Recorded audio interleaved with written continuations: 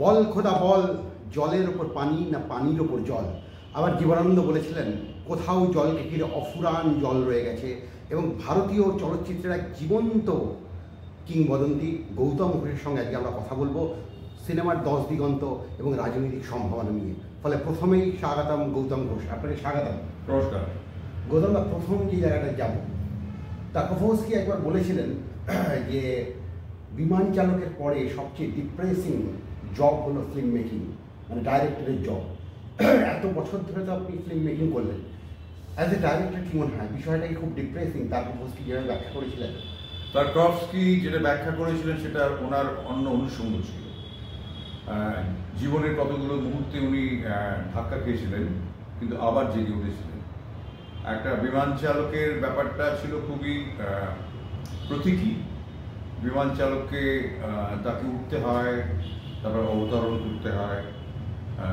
সিনেমাটা আসলে একটা যদি মন দিয়ে শিল্প হিসাবে গ্রহণ করা যায়, এটা ওঠা এবং অবতরণ এবং সেফলি অবতরণ, এটা এই রূপক উনি ব্যবহার করেছিলেন।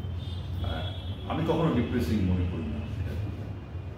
তাহলে এবার একটু অন্য প্রসঙ্গে যাই। যেহেতু আপনার ছবিতে বারবার বাংময় হয়েছে রাজনীতি, আজকে যে একটা ভারতবর্ষের সামনে অনেকেই বলছেন ফাঁসিবাদ ক্রমশ 1 পা 2 পা 3 পা করে এগিয়ে আসছে।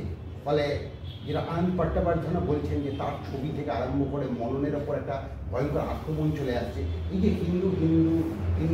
হিন্দুত্ববাদ, এটাকে একজন সমসাময়িক ফিল্ম মেকার হিসেবে আপনাকে কীভাবে ব্যাপারটা নাড়া দেয়? না, আসলে ব্যাপার হচ্ছে যে রাজনীতি সময়ের সঙ্গে বদলেছে এবং এটা ভীষণ সাবজেক্টিভ। এক এক দল মানুষের কাছে বা রাজনৈতিক মানে দলের কাছে তাদের নিজস্ব ম্যানিফেস্টো রয়েছে, নিজস্ব এজেন্ডা রয়েছে। সেটা কোনো মানুষের ভালো লাগতে পারে, নাও লাগতে পারে। আমার নিজের কাছে মানবতাবাদী ভূমিকাটাই সব থেকে বড় লাগে, ভালো লাগে। আমার এই রাজনৈতিক ছোটোখাটো জিনিস মানে যেটা আমার খুব স্পর্শ করে না আজকাল। তার কারণ শুধু রাজনীতি নয়, সমস্ত পৃথিবীর আর্থসামাজিক ব্যবস্থা দিন দিন জটিল হয়ে যাচ্ছে এবং এটা একটা মননশীল আলোচনা হওয়া উচিত। এটা মানে কে ভালো কে মন্দ এটা না, না আমি মানে একটা মননশীল আলোচনা করতে চাই। আমি ওই কী বলে যেভাবে টিভি সাংবাদিকরা মাইক ধরে তাতে আমি অভ্যস্ত নই। আমি যেটা বলতে চাই সেটা হচ্ছে যে মানব জাতির ইতিহাসে সবসময় দেখা গেছে আমরা সবসময় শান্তির কথা বলেছি, সম্প্রীতির কথা বলেছি, ভ্রাতৃত্বের কথা বলেছি। এবং প্রথম দিকে যারা ফিল্ম তৈরি করেছিলেন ডি.ডব্লিউ. গ্রিফিথ, তিনিও স্বপ্ন দেখতেন যে একদিন সমস্ত পৃথিবীর মধ্যে একটা ভ্রাতৃত্ববোধ তৈরি হবে এবং মানুষই সেখানে বড় হবে। কিন্তু সেটা সবসময় হয়নি। তার কারণ আমরা দেখেছি ভৌগোলিক কারণের জন্য যুদ্ধ, অর্থনৈতিক কারণে যুদ্ধ এবং ধ্বংস যুদ্ধ, এটা মানুষের ধর্ম, মানুষ এটা নিয়েই করে যাচ্ছে। আর ব্যক্তিগতভাবে আমি মনে করি যে ধর্ম আমার জীবনের ব্যক্তিগত ব্যাপার। যদিও আমি নন বিলিভার, খানিকটা অ্যাগনস্টিক বলা যেতে পারে, কিন্তু আমার যেটা মনে হয় যে এটা নিজস্ব ব্যাপার, প্রত্যেককে সেটা সম্মান করা উচিত। আমি সমস্ত রকমের ধর্মগ্রন্থ পড়ার চেষ্টা করেছি আমার এই বয়সে যতটা পেরেছি, এবং আমার মনে হয় সর্বত্রই একটা মানব কল্যাণের কথা বলা আছে। তবে যেটা হয়, ধর্মের দুটো জিনিস থাকে, একটা হচ্ছে স্ট্রাকচার, একটা অ্যান্টি স্ট্রাকচার। মানে একটা স্ট্রাকচার যখন তৈরি হয়ে যায় তখন সেটাকে একদল মানুষ ব্যবহার করে, কিন্তু তার বাইরে একটা অ্যান্টি স্ট্রাকচার রয়েছে, সেটা কিন্তু অনেক বেশি হৃদয়ের কাছাকাছি এবং সেটা অনেকটা নির্জন। সেখানে কোনো রকমের ধর্মীয় কোলাহল নেই এবং সেটা হচ্ছে নিজস্ব ব্যাপার। তা আমি ফিল্ম করি, আমার কাজ সিনেমা করা। সিনেমার মাধ্যমে আমি সমাজের একটা স্মৃতি মালাকে ধরে রাখতে চেষ্টা করেছি।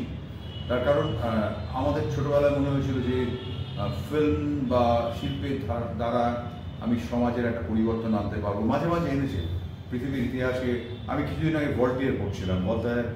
ভলতেয়ারের জীবনটাই যে সাংঘাতিক, কত যুদ্ধ, কত রকমের কতদিন বাস্তিলের কারাগারে কাটিয়েছে, আবার বেরিয়ে এসে নতুন কিছু করেছে। এটা মহান শিল্পীর কাজ, এবং শিল্পীকে সবসময় এই সংগ্রামের মধ্যে দিয়ে চলতে হয়। এবং সে কিন্তু কতটা পরিবর্তন করতে পারে সমাজে সেটা আমরা জানি না। মানে অনেক সময় পেরেছেন, অনেক সময় পারেননি, বেশিরভাগ সময় পারেননি।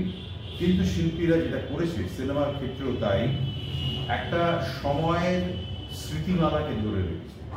মানে একটা সময়ের যে স্মৃতিমালা, সেটা কিন্তু যদি দেখি সিনেমার 123-24 বছর বয়স, যখন প্রথম প্যারিসে লুমিয়ার দেখিয়েছিলেন, তারপরে যদি ধরি সেখান থেকেই ধরা সিনেমার জন্ম, কিন্তু তারও আগে সিনেমা তৈরি হয়েছে, সিনেমার কাজ শুরু হয়েছে। কিন্তু সেই সময় থেকে যদি ধরি তাহলে আমরা এত বছরে সিনেমা যেটা রেকর্ড করেছে, যে সময়কে ধরে রেখেছে, সেটা মূল্যবান, গবেষণার জন্য মূল্যবান, এবং সেটা মানুষের স্মৃতিতে, যেরকম আমরা আমাদের এপিক পড়ি, বিভিন্ন দেশের এপিকের মধ্যে দিয়ে আমরা একটা কালের যে প্রবাহ, তার যে দ্বন্দ্ব, কন্ট্রাডিকশন, এবং মানুষের সঙ্গে মানুষের সম্পর্ক, মানুষ প্রশ্ন করছে ঈশ্বর কোথায়, আবার ঈশ্বর মানুষের কাছে চলে আসছে, এরকম অনেক রকম ঘটনা ঘটে গেছে সারা বিশ্ব জুড়ে। তবে আমার যেটা মনে হয়, এখন একটা নতুন ধরনের ডাইকটমির মধ্যে নিউ লিবারেল অর্থনীতির ডাইকটমি। নিউ লিবারেল অর্থনীতি হচ্ছে যে এমন একটা অর্থনীতি যেটার একমাত্র উদ্দেশ্য হচ্ছে সুপার প্রফিট। ওকে, সেখানে হয়তো তারা বলবেন, তাদের যুক্তি দিয়ে বলবেন যে আমরা সব দিক থেকে কল্যাণ করার চেষ্টা করছি, কিন্তু সব থেকে বড় কনসার্ন আমার পরিবেশ দূষণ। তার কারণ আমরা গর্ব করে বললাম যে আমাদের জনসংখ্যা চীনকে ছাড়িয়ে গেছে। এটা তো গর্ব করে বলার নয়, এটা লজ্জা পাওয়ার কথা। আমার জনসংখ্যা এত বৃদ্ধি হয়েছে, জনসংখ্যা ভারতবর্ষে কন্ট্রোল করা প্রয়োজন। এবং যে সমস্ত আমরা অল্প বয়স থেকে দেখেছি যে সমস্ত দপ্তর ছিল পরিবার পরিকল্পনা বা এই ধরনের কাজ করা, সেগুলো কাজ কমে আসছে। তার কারণ এক ধরনের নিউ লিবারেলদের মত হচ্ছে জনসংখ্যা যত বাড়বে তার একটা পার্সেন্টেজ যদি কনজিউমার হয় সেটার বিরাট বাজার। ঠিক আছে, এখন অবশ্যই একটা বড় বাজার, এবং বাজার হলে এমপ্লয়মেন্ট তৈরি হয়, অর্থ লগ্নি হয়, মানে একটা আর্থিক লেনদেন চলতে থাকে। তার অনেক রকমের ইকোনমিক থিওরি রয়েছে, আবার বাস্তবে সবসময় সেই থিওরি মেলে না। এখানে একটা উদাহরণ, একটা জায়গায় একটু যাই, যেটা আপনি বললেন, একটা মহাকাব্যের কথা বললেন। আমরা পার বা মাভূমির মতো ছবির কাছে যখন আমরা দাঁড়াই, তখন কখনো তেলেঙ্গানা উঠে আসে, এবং কখনো বা আমরা পাড়ে দেখি একটা অদ্ভুত মহাকাব্য, দলিত জীবনের মহাকাব্য, যেটা তিলদের মহাভারত ইত্যাদিতে এসছে। এবং আমি যতটুকু সিনেমাকে বোঝার চেষ্টা করি, আপনার সামনে বলাটা উত্তরটি হবে যে গৌতম ঘোষের সিনেমায় তার ক্লোজ আপ, গ্রিফিথ যেমন ক্লোজ আপটা আবিষ্কার করেছিলেন, কিন্তু গ্রিফিথ একভাবে দাসপ্রথাকে সমর্থনই করেছিলেন। দাসপ্রথার বিরোধী তার ধারণা ছিল যে কৃতদাসরা যদি চ্যাম্পিয়ন হয়ে যায়, আর দাসপ্রথা যদি উঠে যায়, গোটা সমাজটা রসাতলে যাবে। ফলে গৌতম ঘোষের যে ক্লোজ আপ, সেই ক্লোজ আপের তরঙ্গময়তাটা কী, এবং আজকের দিনে দাঁড়িয়ে আপনি পার্কে আবার কীভাবে আবিষ্কার করেন, মামুনি কীভাবে আবিষ্কার করেন? না, আমি 2019-এ রাহাগীর করে একটা ছবি করেছি। সেই ছবিটা কোভিডের কারণে মুক্তি পায়নি, কিন্তু এখন মুক্তি পাচ্ছে। ছবিটা দেখে লোকে বলছে এটা তো আরেকটা পার।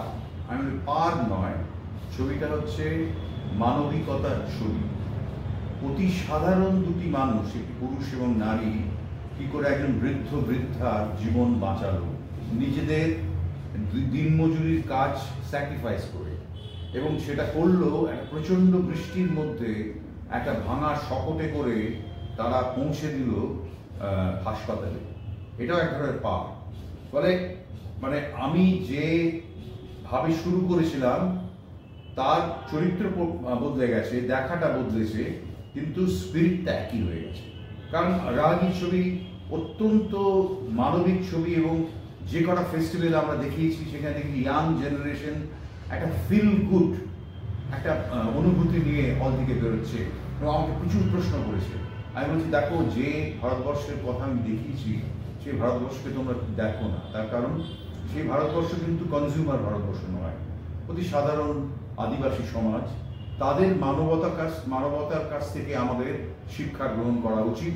তার কারণ আমরা প্রচণ্ড প্রযুক্তির দ্বারা চালিত, এবং প্রযুক্তি আমাদের অনেক কিছু দিয়েছে। তাদের মধ্যে এখনো ব্যক্তিগত সম্পত্তিটা নেই, অনেক জায়গায় নেই, আদিবাসী সমাজে অনেক জায়গায় নেই। তাদের সমাজটা আলাদা, এবং পঞ্চায়েতের যে কনসেপ্ট তার পুরো অনেকটাই কিন্তু আমরা আদিবাসীদের কাছ থেকে পেয়েছি। আর আরেকটা জিনিস শেখার আছে, সেটা হচ্ছে সাস্টেনেবল ডেভেলপমেন্ট। মানে যে অগ্রগতি বা প্রগতি সাস্টেনেবল, মানে আমি প্রকৃতিকে বাঁচিয়ে, প্রকৃতিকে যতটা সম্ভব বাঁচানো যায় এবং আমরা উন্নতি করব, কিন্তু ধ্বংস না করে। আমার কাছে সব থেকে বড় কনসার্ন পৃথিবী জুড়ে যুদ্ধ তো চলছে, এই ইউক্রেনের যুদ্ধ চলছে, প্যালেস্টাইনে যুদ্ধ চলছে, রক্তপাত চলছে, এটার থেকে মানুষ বেরোতে পারবে না। এবং কিছু কিছু যুদ্ধ হচ্ছে সত্যিকারের যুদ্ধ, কিছু কিছু হচ্ছে প্রক্সি ওয়ার, কিছুটা হচ্ছে যে আমি যুদ্ধটা সাময়িক যুদ্ধ করে আমি এই অর্থনৈতিক কতগুলো সুবিধা ভোগ করে নেবো, আমার বাজারকে বৃদ্ধি করব। এই যে ভোগবাদের মধ্যে দিয়ে একটা যে চূড়ান্ত লাক্সারি, এটা আমার ব্যক্তিগতভাবে পছন্দ নয়, আমার ভালো লাগে না। কিন্তু বহু মানুষের ভালো লাগে, এবং তাদের বিরুদ্ধে তো আমার বলার কোনো অধিকার নেই, কারণ অনেকে ওই ধরনের লাক্সারি পছন্দ করে। কিন্তু আমি ভোগবাদী নই। আমাকে তুমি যদি বলো যে আপনি কি কনজিউমার, আমি বলি না, আমি কনজিউমার নই, আমি ফোকাসড বায়ার। আমি জিনিস কিনি, প্রত্যেকেই কিনি আমরা, আমি ফোকাসড বায়ার। আমার যেটা ভালো লাগবে সেটা আমি ঠিক কিনব। যদি আমার মনে হয় যে আমি পিকাসোর একটা ছোট্ট পেন্টিং কিনবো, আমি যেমন করব কিনবো। এখানে একটা কন্ট্রাডিকশন রয়েছে। হ্যাঁ। ওই পাড়ের লোকগুলো তো জীবনে ফোকাস বায়ারও হতে পারেনি, তাদের কাছে পিকাসো ব্যাপারটা ছিলই না, মানে চয়েসের ভেতরেই ছিল।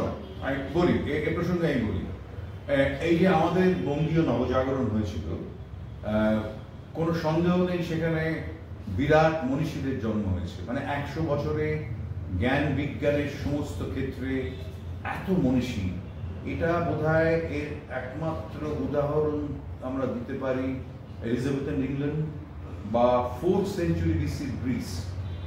একটা অভাবনীয় কাণ্ড হয়েছিল, কিন্তু সেই নবজাগরণ সাধারণ মানুষের মধ্যে পৌঁছায়। ফলে তুমি যদি একজন আমাদের ওয়ার্কিং ক্লাস বা গ্রামের মানুষকে জিজ্ঞেস করো যে নন্দলাল বোসকে, হুসেনকে বা রামকিঙ্করকে, হাঁ করে তাকিয়ে থাকবে তোমার। অথচ একজন ফ্রেঞ্চ ওয়ার্কারকে তুমি জিজ্ঞেস করো, ইটালিয়ান ওয়ার্কারকে, দাভিঞ্চিকে বা ভ্যান গকে, সে খানিকটা বলতে পারবে। তার কারণ ওখানে নবজাগরণের যে প্রভাব, সেটা সাধারণ স্তর অব্দি চলে গেছে। আমরা এখানে আটকে গেছি। আমরা নবজাগরণের একটা বিরাট মানে ফল দেখেছি, তাতে জ্ঞান বিজ্ঞানের অনেক প্রসার ঘটেছে, অনেক কুসংস্কার থেকে আমরা বেরিয়ে আসতে পেরেছি। সতীদাহর মতো একটা ভয়ঙ্কর সংস্কার থেকে আমাদের বের করেছেন অনেক মানুষেরা। তার মধ্যে উচ্চ বর্ণের মধ্যে প্রবর্তিত ছিল, না না না না, সতীদাহ প্রবর্তিত ছিল একেবারে নিম্নবর্গের মধ্যে গিয়ে পৌঁছেছিল। তার কারণ একটা জিনিস কুসংস্কার উচ্চ বর্ণের মধ্যে তৈরি হয়, সেটা কিন্তু তলার দিকে চলে যায়। হ্যাঁ, এটা কিন্তু সর্বত্রই দেখা গেছে। ফলে এইটা আমরা করতে পারিনি, সেটা দুঃখের ব্যাপার যে স্বাধীনতার পরবর্তী যা মানে পর্যায়ে যে প্রকৃত শিক্ষার প্রসার দরকার ছিল সেটা হয়ে ওঠেনি। তার মধ্যে ধরো যখন দরজা খুলে গেল, মানে বিশ্ববাজারের দরজা, তখন পুরো একটা অদ্ভুত কন্ট্রাডিকশন তৈরি হলো। যার কারণ আমাদের দেশটা হচ্ছে মাল্টি লেয়ার, বহুমাত্রিক কান্ট্রি। এখানে আমার মনে আছে যে আমি একবার কি বলে কুম্ভমেলায় গেছিলাম। কুম্ভমেলায় গিয়ে সবাই এসছে, কত সন্ন্যাসীরা, কত যায়, কি গরিব মানুষ। তাদের জিজ্ঞেস করলাম যে তোমরা কেমন আছো? বললো খুব ভালো আছি, ডাল রুটি পাই, খুব ভালো আছি। তার কাছে সেটাই বাস্তব। এখন আমরা মনে করি যে ওই প্রান্তিক মানুষ আর আমরা বোধহয় মেইন স্ট্রিমে, এটা ভুল কথা। একটা প্রান্তিক মানুষের কাছে পয়েন্ট অফ ভিউ থেকে আমরাই কিন্তু প্রান্তিক। অবশ্যই এখানে একটা দুটো বিষয়, আপনি জনসংখ্যার কথা বলছেন, ভারতবর্ষের জনসংখ্যা বাড়ছে কিন্তু আদিবাসীদের গড়াই কমছে, মানে পাড়ের সেই মানুষগুলো। এবং যদি আমরা নন্দলাল বসুকেও দেখি, তার শিল্প চর্চায় আমরা দেখব যে একদম ডাউন টোনের মানুষের আঁকাকে তিনি সেই স্টাইলটা নিলেন, কিন্তু তার নামটা পর্যন্ত উল্লেখ করার প্রয়োজন মনে করলেন না। এখানে কি একটা ভয়ঙ্করভাবে আমরা এই সমস্ত মানুষগুলোকে শিল্প সাহিত্য কাঁচামাল হিসেবে দেখে এসছে। এবং আপনার প্রদাবের প্রসঙ্গটা যদি বলেন। না না না না না এটা নন্দলাল বসু সম্পর্কে আরো জানতে হবে। নন্দলাল বসু আমাদের লোকোমোটিভগুলোকে ব্যবহার করেছেন। লোকশিল্পীদের তো নাম তারা ব্যবহার করে না। কোনো লোকশিল্পে কি আমাদের প্রতিষ্ঠিত শিল্পের মতো সিগনেচার করা থাকে? কখনোই থাকে। এটা নিয়ে নন্দলাল বসু থেকে আরম্ভ করে তার ছাত্র কেজি সুব্রমণিয়াম, তার উপর আমি একটা তথ্যচিত্র নির্মাণ করেছি। লিভিং ট্র্যাডিশন নিয়ে দীর্ঘদিন ধরে আলোচনা চলছে, কিন্তু প্রবলেম হচ্ছে যে আদিবাসীদের ইন্ডিজিনিয়াস যে ইকোনমি ছিল সেই ইকোনমিটা ভেঙে গেছে, সেটা মার্কেট লিঙ্কড হয়ে গেছে। ফলে তাদের যে নিজস্ব সমাজ, আমি বাসারে গিয়ে আবুজমাদে, সেটা আমার 0 অঙ্ক ছবিতে আছে, আবুজমাদে জিজ্ঞেস করেছিলাম যে তোমাদের সমস্যা কি, সরকারের এত রকম নানা রকমের স্কিম আছে, তোমরা নিতে চাও না? না, আমাদের দরকার নেই। আমাদের এই জঙ্গল আছে, নদী আছে, গাছ আছে, ফল আছে, মাছ আছে নদীতে, আমরা খুব সুখে রয়েছি, আমরা কেন নেব? এটাই হচ্ছে সমস্যা। কিন্তু তাদের আমরা উন্নতি করতে গিয়ে তাদের মাটির তলায় যে সমস্ত খনিজ সম্পদ রয়েছে সেইগুলোকে আমরা ধাক্কা দিচ্ছি। কনস্টিটিউশনে আদিবাসীদের যে অধিকার সেটাকে সবসময় মানা হয়নি, তার কারণ তাদের শিক্ষা নেই। হ্যাঁ, তাদের শিক্ষা নেই। এবং আরেকটা হচ্ছে যে শিক্ষা আমরা পেয়েছি সেটা হচ্ছে ধরো লর্ড ম্যাকলে ইনফেমাস মিনিটস তৈরি করেছিলেন। এমন শিক্ষা দেবো, তারা কিন্তু এলিজাবেথন এনলাইটেন সমাজকে আনার চেষ্টা করেননি। তারা চেষ্টা করেছিলেন ইংলিশ স্পিকিং ক্লাব তৈরি করতে। ফলে সেই শিক্ষার জেরে আমরা আমরা কিন্তু আমাদের আসল জায়গাগুলো আমরা ধরতে পারি। এখানে বলুন না, একটা জিনিস আমি যেটা বলছি, মেকলের যে শিক্ষা ব্যবস্থা, যে সাদা হাতি কালু মাহুত তৈরি করা, এটা কি আজকে বিশ্বায়নের প্রেক্ষিতে আমাদের সিনেমার উপর সবচেয়ে বেশি প্রভাব ফেলেছে? যে বাংলা সিনেমা এই মুহূর্তে রহস্য আর শপিং মলের বাইরে যেতে পারছে না। না, তার কারণ হচ্ছে যে ফিল্মে, তার কারণ এই যে অর্থনীতি, এটা কিন্তু মানুষের মনে প্রবেশ করে। এখন আমি একটা বিবর্তন দেখেছি, মানে 60 দশকে আমরা যখন ছাত্র আন্দোলন করতাম, সারা পৃথিবীতে 68-এর সবর্ন ইউনিভার্সিটি মুভমেন্ট হয়েছিল, তখনকার যে অবস্থান থেকে এখনকার অবস্থানের মধ্যে আমূল পরিবর্তন হয়ে গেছে। প্রচুর যারা ক্যাডার ছিল তারা কনজিউমার হয়ে গেছে, তার নিজের ব্যক্তিগত সুখ তার কাছে অনেক বেশি গুরুত্বপূর্ণ। ফলে ব্যাপার হচ্ছে যে এইগুলো চলতেই থাকবে। এর মধ্যে মানে আমার কাজ হচ্ছে যে এই কন্ট্রাডিকশনগুলোকে রেকর্ড করা, এবং রেকর্ড করা মানে সেটা একটা তার পেছনে একটা দর্শন থাকবে, একটা ইতিহাসের প্রেক্ষিত থাকবে, এবং ইতিহাসও নানানভাবে ইন্টারপ্রেট করা যায়। তার কারণ অতীতকে নিয়ে প্রচুর কাজ হয়েছে আমাদের দেশে। ধরো সাম্রাজ্যবাদী ব্রিটিশরা বা উপনিবেশিক যাই বলো, তারা যেরকম একটা বাণিজ্য করতে এসেছিল, তার সঙ্গে ইউরোপিয়ান এনলাইটেনমেন্টও প্রবেশ করেছিল। স্যার উইলিয়াম জোনসের মতো মানুষ এসে এশিয়াটিক সোসাইটি পত্তন করেছিল। ফলে এশিয়াটিক সোসাইটি পত্তন না হলে আমরা অনেক কিছু জানতে পারতাম না। আমরা অসতে শিলালিপি জানতে পারতাম না, অনেক কিছু জানতে পারতাম না। যাই হোক, এটা একটা কঠিন দেশ। মনে করো আমাদের মেনল্যান্ড ইন্ডিয়া, তার যে মাইন্ডসেট, তার সঙ্গে নর্থ ইস্টে বহু মানে ট্রাইবস রয়েছে, তাদের মাইন্ডসেটের কোনো মিল নেই। আবার লাদাখে একরকমের মাইন্ডসেট, দক্ষিণ ভারতে অন্য রকমের মাইন্ডসেট। ফলে এটা একটা জটিল দেশ। এটাকে আমি কখনোই বলবো না যে এটা একটা সমরূপ দেশ। এটা একেবারেই সমরূপ নয়, হাইলি হেটেরোজেনিয়াস। ফলে এই মানে এটা কিন্তু শিল্পীদের বুঝতে হবে এই সমাজটাকে। তুমি যে কথাটা বললে যে শুধু রহস্য রোমাঞ্চের মধ্যে আটকে শপিং মল, তার কারণ হচ্ছে এর মধ্যেই মানুষ ঘুরপাক খাচ্ছে। হ্যাঁ, এটাও একটা বাস্তব। কিন্তু বাস্তবের বাইরে আসলে কি হয়, নতুন টেকনোলজি এই যে স্মার্টফোন, একটা ছোট বাচ্চা বড় হচ্ছে, এমনকি শুধুমাত্র শহরে নয়, গ্রামেও। আমি তো ঘুরে বেড়াই, সে স্মার্টফোনের মধ্যে দিয়ে বড় হচ্ছে। সে পশ্চিমী যত যে সংস্কৃতিকে আমরা পছন্দ করি না, সেই সংস্কৃতি নিয়ে বড় হচ্ছে সে। তার সে কিন্তু নতুন স্পিসিস তৈরি হচ্ছে, এবং সে কিন্তু প্রকৃতিকে দেখতে চায় না, প্রকৃতির ছবি দেখতে চায়। আমি একটা হাইকোর্টের একটা ডকুমেন্টারি করতে মেঘমা বলে একটা জায়গায় গেছিলাম, যেটা খুব ইন্টারেস্টিং স্টোরি বলে বলছি, এটা অনেক কিছু বুঝিয়ে দেবে। মেঘমাতে আমরা ছোট্ট ইউনিট, ওখান থেকে সান্দাকফু যাবো। মেঘমা অব্দি রাস্তাটা একটু ভালো, তারপরে সান্দাকফু সেই জিপে করে যেতে হয়। তো মেঘমাতে আমরা রাত্রিবেলা ছিলাম, যে হোটেলটা ছিলাম সেটা নেপালে। আর কারণ ওখানে ধরো বর্ডার বলতে কিছু নেই, কোনটা নেপাল কোনটা ভারতবর্ষ বোঝা যায় না।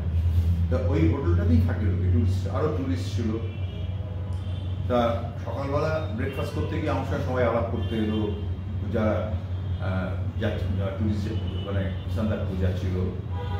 এক ভদ্রমহিলা এবং তাদের সঙ্গে অন্যান্য আরও দুটো পরিবার ছিল। তারা বললো যে আমাদের বোধহয় সান্দাকফু যাওয়া হবে না স্যার, কারণ ছেলেমেয়েরা মেয়েকে বসেছে। আমি কেন? বলছি যে ওরা এখানে এসে কোনো কিছু শেয়ার করতে পারছে না, কোনো ইয়ে নেই, টাওয়ার নেই, কোনো কানেকশন নেই।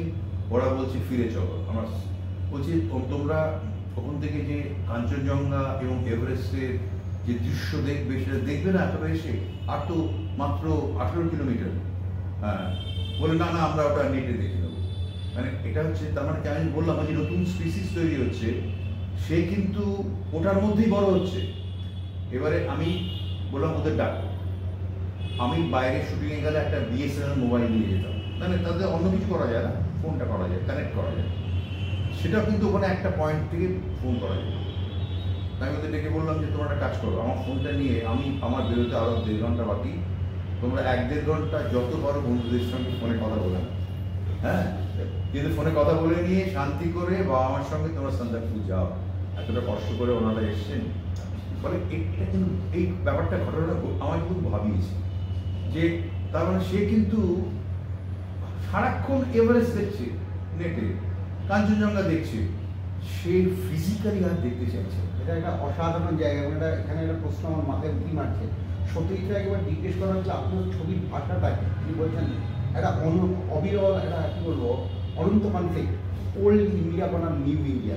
সেই প্রশ্নটা যদি আপনি করি, আপনার ছবির ভাষাটা কি কনজিউমারিস্টিক ইন্ডিয়া বনাম আজকের ভারতীয় সমাজের দ্বন্দ্ব? আমার ছবির ভাষাতে চিরকালই দেখা গেছে যে এটা নিয়ে আমি একটা এই দ্বন্দ্বটাকে আমি দেখানোর চেষ্টা করেছি, যে একটা এত বৈষম্য কেন এবং বৈষম্যের কারণ কি।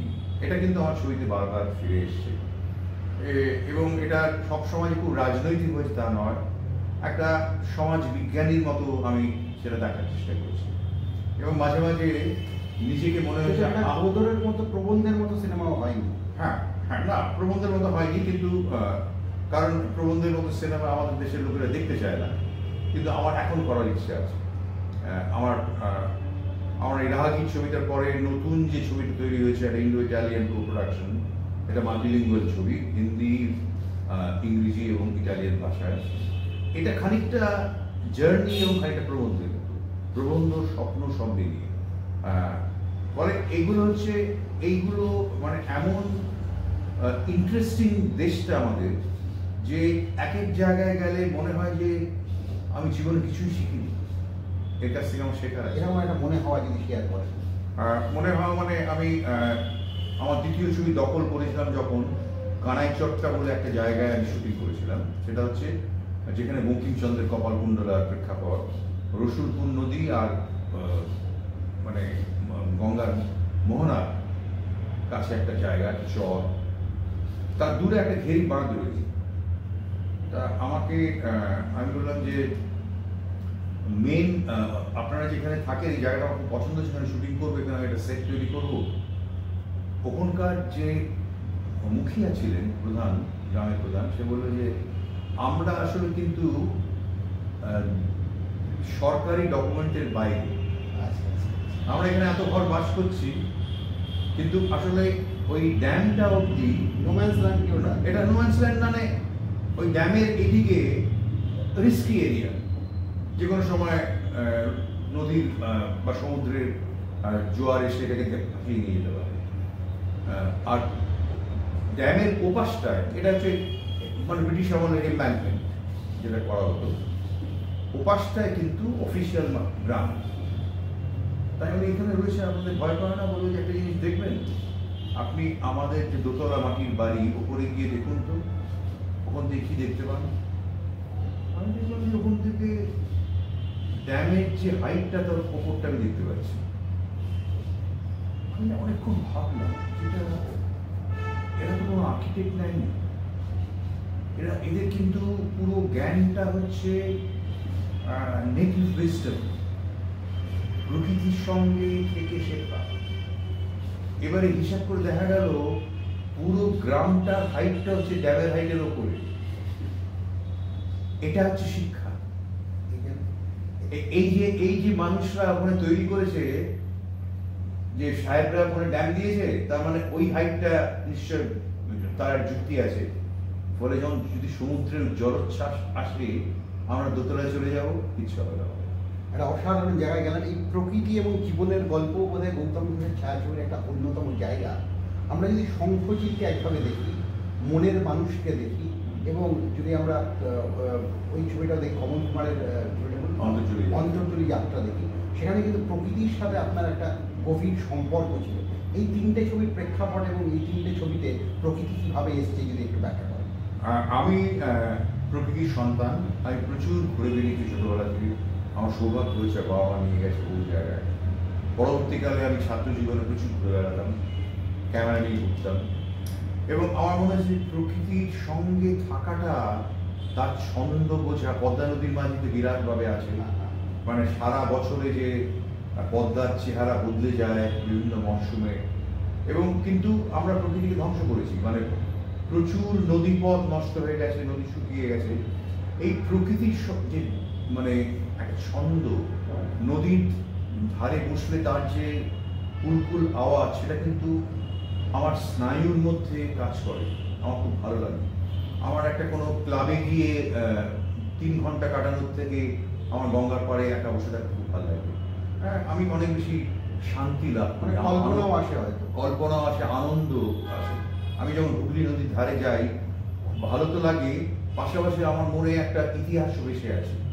এখান দিয়ে পর্তুগিজ, ডেনমার্ক, ফ্রেঞ্চ, ব্রিটিশ সকলে বাণিজ্যের জন্য এসছে, যুদ্ধ করেছে, অনেক কিছু।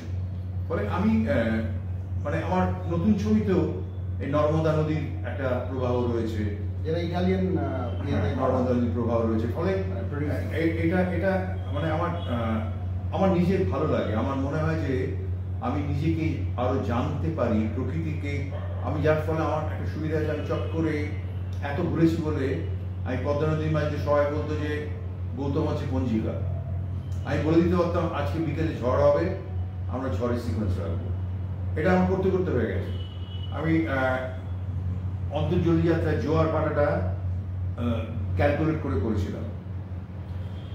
রাহাগিরে প্রচন্ড বর্ষার মধ্যে শুটিং, কিন্তু যেহেতু প্রকৃতিকে আমি কাছ থেকে দেখেছি এবং নিরীক্ষণ করেছি দীর্ঘদিন ধরে, অবলোকন করেছি, ফলে প্রকৃতির সঙ্গে আমার একটা আত্মীয়তা বা মনের মানুষেও আমরা দেখেছি যে নদীতে যে নৌকোগুলো ভাসছে, এবং লালনের সেই ফলোয়ার যিনি মারা গেলেন, সেখানেও তো প্রকৃতি একটা গভীরভাবে কান্নার কথা বলছে। গভীরভাবে কান্নার কথা বলছে, কারণ মনের মানুষ জুড়ে নদী, নালা, হাওর, খাল, বিল সেখানে ছড়িয়ে আছে। মানে বাউল দর্শনের অসাধারণ সেকুলারিজম, প্রবল সেকুলারিজম। মানে সেকুলারিজম কথাগুলো তো পরে ইংরেজরা ব্যবহার করেছে। সেকুলারিজম কথাটা না খুব মানে ফেক কথা। হ্যাঁ, আমার মনে হয় সেকুলারিজমটা মানে পরবর্তীকালে আনা হয়েছে, মানে যখন সেন্সাস করতে আরম্ভ করে। ফরাসি বিপ্লব থেকে এসছে, না, ফরাসি বিপ্লব থেকে এসছে সেকুলারিজম অবশ্যই, কিন্তু আমাদের দেশে এখানে অনেক পরবর্তীকালে চালু হয়েছে। এবং এখানে যখন সেন্সাস শুরু হয় তখন থেকে সংখ্যাগরিষ্ঠ এবং সংখ্যালঘু এইগুলো আরম্ভ হয়, তার আগে ছিল না। মানে এটা কিন্তু ব্রিটিশদের তৈরি করা। যাই হোক, আমার মনে হয় যে ওই যে দর্শন, যেখানে বৌদ্ধ ধর্মের প্রজ্ঞা রয়েছে, যেখানে ইসলামের প্রজ্ঞা রয়েছে এবং বৈষ্ণব ধর্মের প্রজ্ঞা রয়েছে। এই যে তিনটে দর্শনের মিশ্রণ, সেটাই হচ্ছে লালন ফকির। এবং ফলে লালন ফকির একটা সময় অন্নদাশঙ্কর রায় একটা আর্টিকেলে, লম্বা আর্টিকেল লিখেছিলেন লালন ফকিরকে নিয়ে। সেখানে উনি বলেছিলেন শিক্ষিত মানুষের ক্ষেত্রে রাজা রামমোহন রায় যা করেছিলেন, সাধারণ গ্রাম্য মানুষের মধ্যে লালন ফকির তেমনই একটা বিপ্লব, রেনেসাঁ তৈরি করেছিল। ফলে এই মানুষগুলোকে নিয়ে কাজ করতে গেলে প্রকৃতির সঙ্গে চলতে হবে। এখানে একটা প্রশ্ন একটু অন্যভাবে, যে কার্ল মার্কস বলছেন থিওরি অফ অ্যালিয়েনেশন, অর্থাৎ একটা শ্রমিক এক কাজ করতে করতে তার কাজের প্রতি যে আগ্রহ ভালোবাসাটা হারিয়ে যায়। এই যে মনের মানুষে আমরা পাউলিদাম বা প্রসেনজিৎ বাবুকে দেখলাম, চরিত্রটাকে আপনি খুব বুঝে শুনে করেছিলেন, এদের বাদ দিয়েও তো অন্য ধরনের চরিত্র করা যেত যারা মাটি থেকে উঠে এসেছিল। না, আমি খুব বুঝে শুনে করেছিলাম। এরা প্রত্যেকেই মাটি থেকে উঠে এসছে। মানে আমাদের একটা লালনের কোনো সম্পর্ক ছিল, লালন সম্পর্ক ভীষণভাবেই ছিল। আমাদের একটা মানে একটু আমি কি বলবো, একটু দুর্বল বামপন্থী ধারণা রয়েছে যে সাধারণ মানুষ মানে এরকম একটা ভিকিরি মতো, তা নয়। না, আমি সেটা বলছি। মানে এরা কিন্তু প্রত্যেকেই মাটির মানুষ, গ্রাম বাংলার মানুষ, বিভিন্ন কমিউনিটির মানুষ। কেউ মুসলমান ধর্ম থেকে এসছে, কেউ বৈষ্ণব ধর্ম থেকে এসছে, কেউ হয়তো একেবারেই দলিত সম্প্রদায়, তাদের কোনো ধর্মই নেই। ফলে এইগুলো কিন্তু সবসময় মাথায় ছিল। এবং আরেকটা ছিল যে মানবিক যে সম্পর্ক বা মানুষের সঙ্গে মানুষের সম্পর্ক, সেটাও কিন্তু লালন ফকিরের একটা বড় বিষয়। আরেকটা ব্যাপার হচ্ছে যে আমার সবসময় মনে হয়েছিল যে মূল সত্যটা উনি বলে গেছেন, সত্য বল সুপথে চল, সত্য সুপথ না চিনিলে পাবিলে মানুষের দর্শন। এই যে মনের মানুষের খোঁজ, সেটা কিন্তু কোনো থিওরি দিয়ে বিশ্লেষণ করা যায়। আমি কোথায় পাবো তাহলে আমার মনের মানুষের এই গগন সরকার অসাধারণ গান, যার থেকে নিয়ে রবীন্দ্রনাথ সোনার বাংলা গান রচনা করেছিলেন। এই যে আমাদের যে লোকজ সংস্কৃতি, একে আমাদের মানে সফিস্টিকেটেড থিওরি দিয়ে একে বিশ্লেষণ করা যায় না। মনের মানুষ করতে গিয়ে অনেক সময় ডাইরেক্টরের সাথে অভিনেতাদের একটা দূরত্ব তৈরি হয়ে যায়, ডাইরেক্টর অনেক সময় ডিপ্রেসড হয়ে যায় বা বিরক্ত হয়ে যায়। এরকম কোনো অভিজ্ঞতা যেখানে আপনি অভিনেতাদের সাথে কিছু কমিউনিকেট করতে পারছেন না, এরকম কোনো ঘটনা ঘটে যাবে? আমার জীবনে হয়। আমার সঙ্গে অভিনেত্রীদের দারুণ সম্পর্ক তৈরি হয়, তার কারণ আমি ওদের বন্ধু মনে করি। এবং আমার মনে হয় যে আমি যে চরিত্রটা তৈরি করেছি, সেই চরিত্রতে তাকে প্রবেশ করানো আমার কাজ। বলে আমি সুপারস্টার নিয়ে কাজ করেছি, বম্বে শত্রুঘ্ন সিনহা, নানা পাটেকর, রেখা, যারা মানে স্টার আর কি। শত্রুঘ্ন সিনহা, তারপরে এখানে প্রসেনজিৎ কাজ করেছে, অনেক স্টার, বাংলাদেশি স্টাররা কাজ করেছে। আমি কখনো তাদের স্টার ভেবে নিইনি, অভিনেতা হিসেবে নিয়েছি। আমি প্রথমেই সেটা বুঝিয়ে দিই যে তুমি তোমার জায়গায় তুমি তারকা, বা তারকা কথাটা যদি আমার নিজের কাছে হাস্যকর লাগে, যাই হোক, কিন্তু এখানে তুমি আমার চরিত্র, এবং তোমাকে খুব ভালোবেসে আদর করে যত্ন করে আমি তোমাকে অভিনয় করো। আজ পর্যন্ত আমার করা হয়নি। আমি যেরকম মনে করো প্রচুর স্টার নিয়ে কাজ করেছি, আমি প্রচুর অসাধারণ অভিনেতা নিয়ে কাজ করেছি, আবার প্রচুর দুর্বল অভিনেতা নিয়ে কাজ করেছি, আবার নন অ্যাক্টার্স নিয়ে কাজ করেছি। দুর্বল অভিনেতা সবল অভিনেতাদের ক্ষেত্রে একজন ডাইরেক্টরের ট্রিটমেন্ট কি হয়? না, ট্রিটমেন্ট সমানই হয়।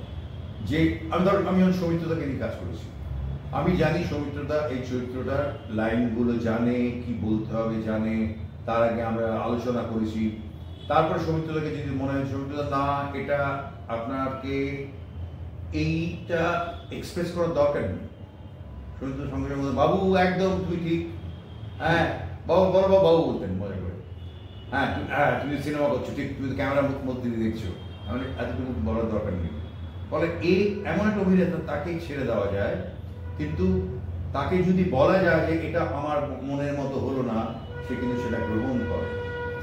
আবার অনেক দুর্বল অভিনেতা আছে যাদের শত চেষ্টা করেও কিন্তু এই জায়গায় পৌঁছানো যায় না, তার কারণ তার অভিনয় ইনস্টিংক্টটাই নেই, কিন্তু তাকে নিয়ে আমাকে পুতুলের মতো কাজ করতে হবে। কারণ আমার তো কাজটা মানে ব্রেসোনিয়ান ধাঁচে কি তিনি চলে যান? না, ব্রেসোনিয়ান ধাঁচটা একেবারেই আলাদা। ব্রেসো মনে করতেন যে এই চরিত্রগুলো বাস্তবিক চরিত্র, তাকে আমি ফলো করব। এরকম এটাও কিন্তু একটা খুব গুরুত্বপূর্ণ ব্যাপার যে অভিনেতাকে এমনভাবে কাজ করা। আমার মনে আছে রাহাগিরে আদিল হোসেন, তিলোত্তমা সোম আর নীরাজ কবি, এর তিনজনই এখন খুব বিখ্যাত অতিথি, ভালো দুর্দান্ত অভিনেতা এবং জান দিয়ে অভিনয় করেছিল।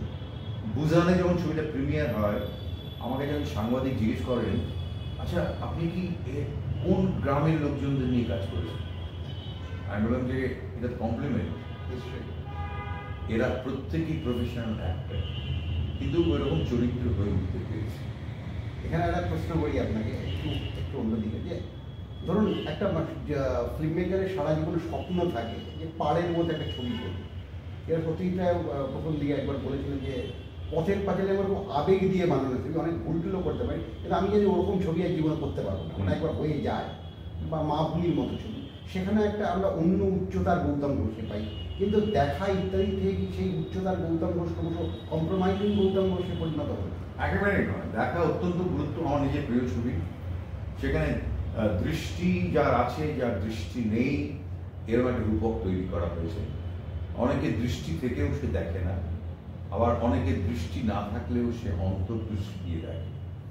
এবং দেখাটা আমার খুব ব্যক্তিগত ছবি এবং আমার চেনা পরিচিত মানে চরিত্রদের নিয়ে তৈরি করা। ফলে এটাও তো দরকার, আমার যে নিজের ক্লাস, আপার মিডল ক্লাস বলো বা মিডল ক্লাস বলো, সেইগুলোর খানিকটা প্রতিফলন দেখার মধ্যে এসছে। আবার অরণ্যের মধ্যেও এসছে এই চরিত্রগুলো, যারা যায় নর্থ বেঙ্গলে, তাদের মানসিকতা আদিবাসী সম্পর্কে কী, বা তারা সমাজ সম্পর্কে, এরা কিন্তু কেউ খারাপ মানুষ নয়, কিন্তু তাদের কত লিমিটেশন রয়েছে। ফলে সেটাও একটা খুব গুরুত্বপূর্ণ ব্যাপার। এইগুলো দেখানো আমার কর্তব্য ছিল।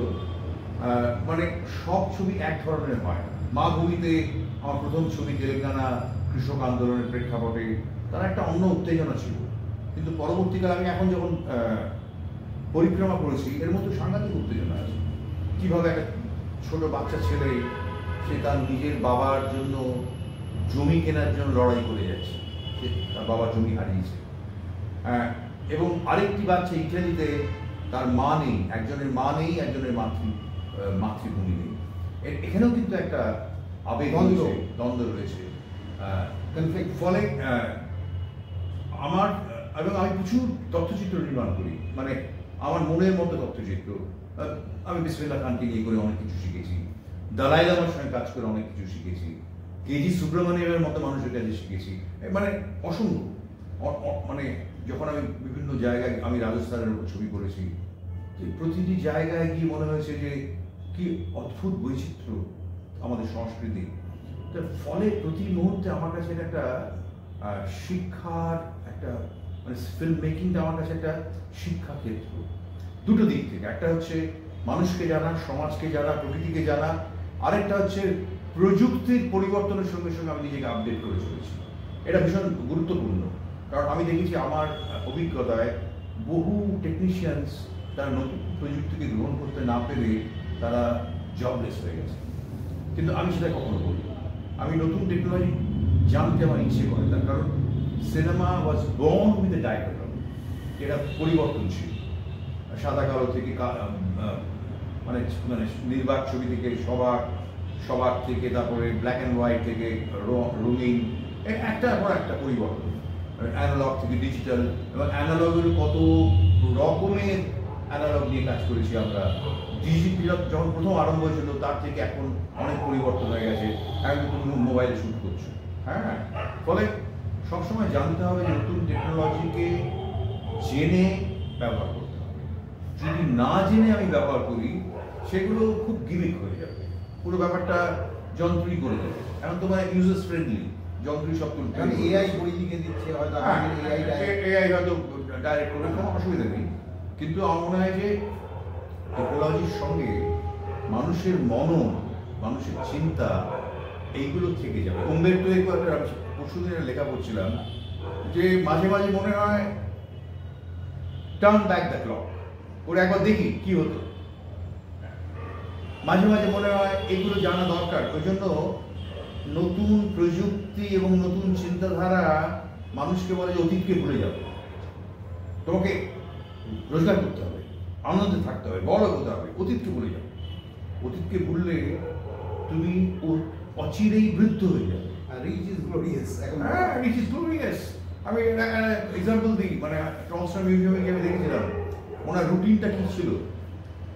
সকালে উঠে উনি কুয়ো দিয়ে জল তুলতেন, হ্যাঁ, ওখান থেকে জল তোলার সময় মনে হতো যেটা আমার নিজের স্নানের জন্য নিলাম এবং আরো কয়েকটা বাকেট আমি রাখলাম অপরের জন্য। তার মানে আমি সকাল থেকেই শুধু নিজের না, আরেকটা মানুষের জন্য কাজ করি। ফিলান্থ্রপিক যে ধারণা। এক্স্যাক্টলি।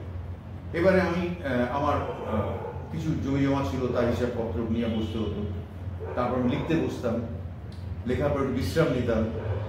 বিকেলে আমি জুতো তৈরি করতাম। এটা কি তিনি বলতে চেয়েছেন যে প্রতিটি মানুষের ক্ষমতা আছে কিছু তৈরি করার, মানে হাতের কাজ। যেন আমাদের স্কুলে আমাদের ক্রাফট ক্লাস ছিল, খুব গুরুত্বপূর্ণ কিন্তু, মানে যে কোনো ক্রাফট মানুষের চেষ্টা করা উচিত। এই যে আমি খালি সারাক্ষণ মোবাইল নিয়ে বসে আছি, আরে বাবা আমি তো অনেক কিছু তৈরি করতে পারি। আমাদের যে হাত কিন্তু সেটা কিন্তু সত্যি তৈরি সৃষ্টি করতে পারে। উনি সেটা করতেন, করে বিকেলে চলে যেতেন ক্যাফেতে মোড়ে, কারণ তখন তো আর ইন্টারনেট ছিল না, কিছু ছিল না, মানে খবরের কাগজে কি বেরোচ্ছে, মানুষ কি ভাবছে, সেটা হচ্ছে পাবলিক রিলেশন। এবং রাত্রে ফিরে এসে একটা নোটবুকে লিখতেন আমি সারাদিন মানুষের কি ভালো করেছি কি মন্দ করেছি। আর দুটো প্রশ্ন করে আজকের মতো ইতি টানবো, কেননা গৌতম ঘোষকে একদিনে ধরা সম্ভব নয়, একটা বিরাট আকাশের গল্প। একটা কথা আমি জিজ্ঞেস করছি যে আমরা যখন দেখি সোবার্টসের কোনো ইনিংস, ক্রিকেটের সাথে যদিও সিনেমায় তুলনা করার তবু আমি একটু পপুলার ঢঙে করছি, যে সোবার্টস যেখানে ব্যাট করে গেছে, সোবার্টস যেখানে সেঞ্চুরি করে গেছে, অনেক প্লেয়ারের কাছে একটা ভয়ের জায়গা থাকে যে ওখানে গিয়ে আদৌ নামা যায়, তাহলে অরণ্যের দিন রাত্রি আবার আপনি করতে গেলেন কেন? আবার অরণ্য কেন করতে গেলেন? না, এখানে এটা কিন্তু অরণ্যের দিন রাত্রি মানিকদার ছবি সিকুয়েল নয় একেবারে। এটা হচ্ছে সুনীল গাঙ্গুলির উপন্যাস এবং সত্যজিৎ রায় অরণ্যের দিন রাত্রির স্মৃতি অবলম্বন। আমি কিছু পুরনো শর্ট ইউজ করেছি, যেখানে যে শুভেন্দু দাস চরিত্রটা করেছিল, সে অন্ধকার ঘরে সে যখন ঢোকে আমার ছবিতে, সে একটা আওয়াজ শুনতে পায়, একটি মেয়ে হাসছে, তখন দেখি নেক্সট শটে কাবেরী ওর দিকে তাকিয়ে আছে। আমার খারাপ লাগছে, সেটা অরণ্যের দিন রাত্রির শট।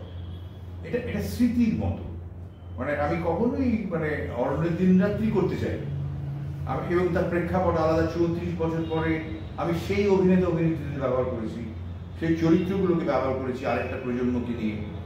এটা অন্য ধরনের পরীক্ষা। এখানে আমি কোনো আমার ভয় ছিল না। যেখানে যে মাঠে সোভার্স খেলে গেছে সেখানে আমি ডাবল সেঞ্চুরি আমার চোখের সামনে দেখা, আমি দেখেছি।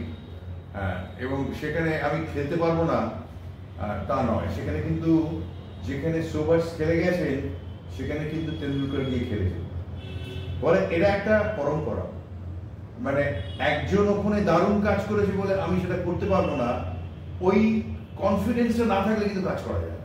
তার মধ্যে ভুল ত্রুটি হতে পারে, সমালোচনা হতে পারে, অনেক কিছু হতে পারে, কিন্তু এটা কিন্তু একটা পথ খুলে দিয়েছিল। তারপরে দেখবেন যে বাংলা ছবিতে কত রকমের ওই ধরনের ছবি হলো, একটা ভ্রমণ নিয়ে, হ্যাঁ, মানে মানে বেরিয়ে পড়া নিয়ে অনেক বড় ছবি হয়েছে, যাই আমি নাম বলবো না, কিন্তু ওটা কিন্তু একটা চোখ খুলে দিয়েছিল।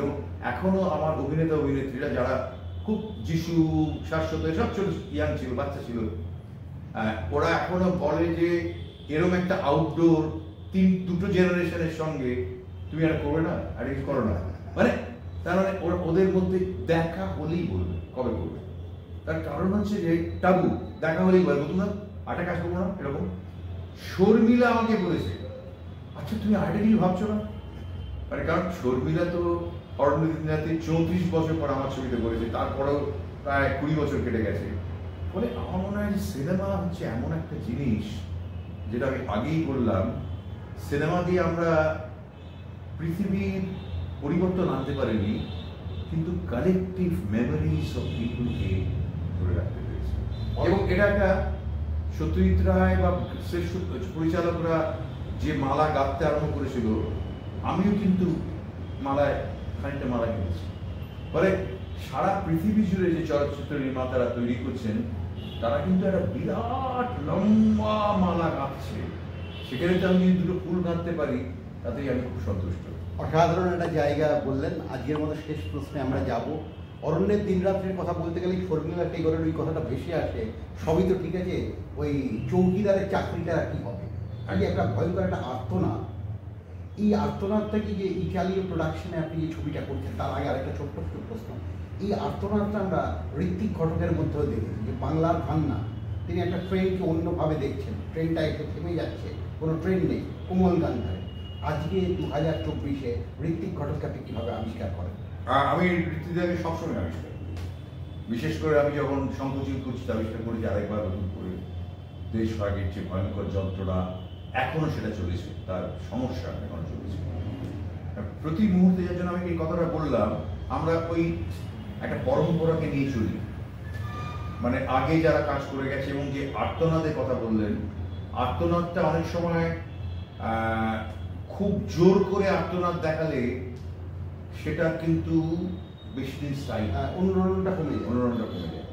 আর্তনাদের অনুষঙ্গগুলি ধরে রাখা যায়, তাহলে যে এটা, এই যে মৃণালদার একটা ছবিতে ছিল, যুগ যুগ ধরে এই ক্ষুধা বঞ্চনা চলেছে আকালের সন্ধানে। ফলে আমার মনে হয় যে এটা কিন্তু আমরা ধারণ করেছি আমাদের আগের প্রজন্মের থেকে, এবং আমাদের পরবর্তী প্রজন্মর সেটা ধারণ করা উচিত। তাদের মাটিতে নামা উচিত, মানুষকে দেখা উচিত, প্রকৃতিকে দেখা উচিত। এবং সিনেমা ইন্ডাস্ট্রি একটা, তো আমি খুব ভালোবাসি আমার ইন্ডাস্ট্রিকে, কিন্তু আমি সবসময় ইন্ডাস্ট্রির সঙ্গে মিশি না, কারণ আমি বেরিয়ে পড়ি, আমার আরো অন্যান্য ক্ষেত্র রয়েছে।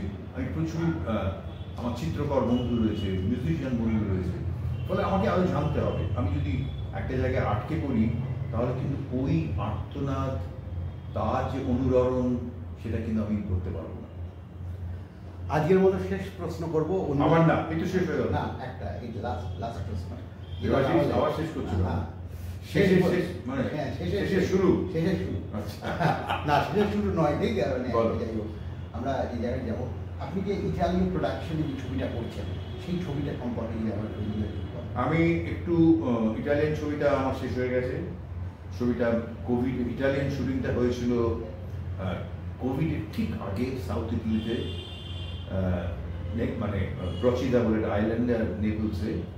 তখন কিন্তু নর্থ ইটালিতে বোলোনিয়া আর মিলানে কোভিড আরম্ভ হয়ে গেছে। সন্ধ্যাবেলা শুটিংয়ের পর আমরা আলোচনা করতাম, বলবো কিছুই না, ফ্লু, ইটালিতে পারতেই যায়নি। আমি কোনো রকমে ইটালিয়ান শুটিং পার্টটা শেষ করে 4 ফেব্রুয়ারি ফিরে আসি, আমি, আমার স্ত্রী, আমার আরো কয়েকজন। তারপরে ছবিটা আটকে যায় কোভিডের জন্য। কিন্তু আমার মনে হয় ছবিটা একটা টেস্ট অফ এন্ডুরেন্স। শত বাধা সত্ত্বেও কোভিডের শেষে আবার নতুন করে আমি স্ক্রিপ্টটা রিভাইজ করে ছবিটা আমি শেষ করেছি।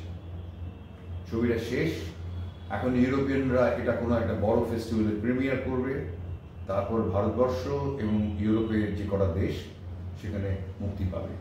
এর বেশি আমি বলতে পারবো না, তার কারণ ইউরোপিয়ান প্রোডাকশনদের আমাদের এগ্রিমেন্টে লেখা থাকে, যতক্ষণ না আমরা ক্লিয়ারেন্স দিচ্ছি মিডিয়াকে, আপনারা ছবি সম্পর্কে বেশি কিছু বলবেন না। এবং এতে অভিনয় করেছে মার্কো লিওনার্দি, একজন বিখ্যাত ইটালিয়ান অ্যাক্টর, চিত্রাঙ্গদা সিং, বম্বের অভিনেত্রী, দুটো নতুন ছেলে, দারুণ করেছে।